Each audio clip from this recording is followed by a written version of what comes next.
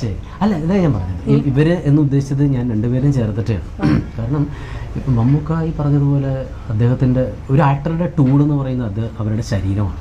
അതെങ്ങനെ അദ്ദേഹം കൊണ്ടു നടക്കുന്നു എന്നുള്ളത് നമ്മുടെ എല്ലാവരും, നമ്മുടെ ജനറേഷനിൽ എല്ലാവരും, ഏത് ജനറേഷനിൽ പെടുന്ന ആളുകളും കണ്ടുപഠിക്കേണ്ട കാര്യങ്ങളാണ്. ഒന്ന്, കഥാപാത്രത്തിനെ സ്വീകരിക്കുന്ന രീതിയാണെങ്കിലും അദ്ദേഹം ഒരു ക്യാരക്ടറായി വന്നു കഴിഞ്ഞാൽ നമുക്ക് അതിനകത്ത് മമ്മൂക്കൊന്നും ഇല്ലല്ലോ, നമുക്ക് ആ ക്യാരക്ടറിനെ വ്യക്തമായിട്ട് കാണാൻ പറ്റുമല്ലോ.